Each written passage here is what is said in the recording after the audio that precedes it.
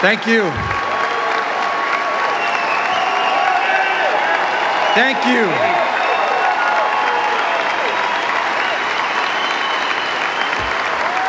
Who's America's safest place? NRA is America's safest place. Thank you all. Thank you. You know, we've heard a lot of talk about the people who are qualified or not qualified to be president. Hillary had said something about her qualifications. Well, we've been on the side of the decisions that she makes or doesn't make. You know, because of that, we lost 2 close friends. We had to bring them home draped in caskets because of the decisions she makes. Is that who we want for president? I don't think so. We're a country that fought before in 1775 to overcome someone who didn't want to abide by the rule of law. And we have to do that again now because she thinks she's above the law. She thinks that the law doesn't apply to her and she doesn't want to abide by that. Go ahead. I guess I get to talk.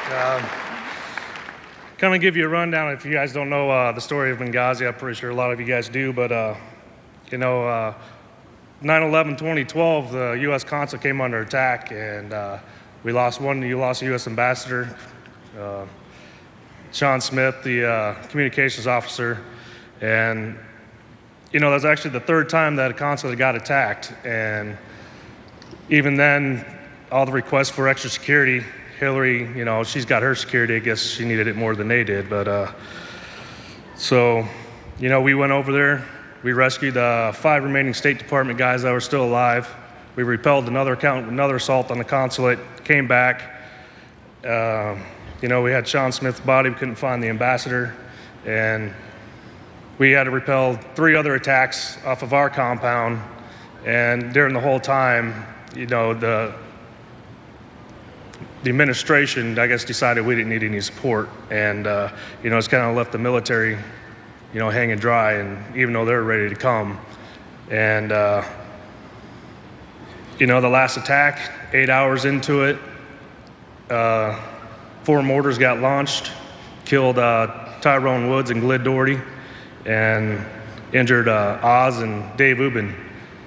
And if it wasn't actually for the local Libyans, we never would have got out of Benghazi because, the support, U.S. assets was never coming.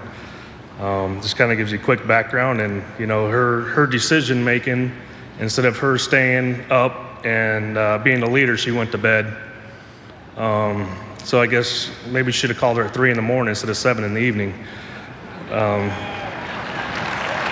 enough.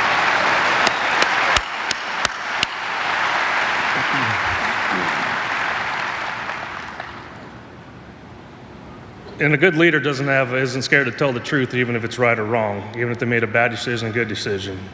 But the fact is, to me, I just don't think they knew how to make a decision. The guys are ready to go. DOD contacted them, said they're spinning up, ready to go, and they got crickets.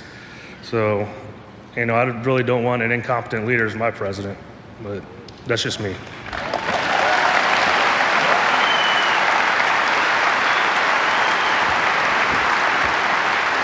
We hear a lot about who we're going to vote for, who should be there.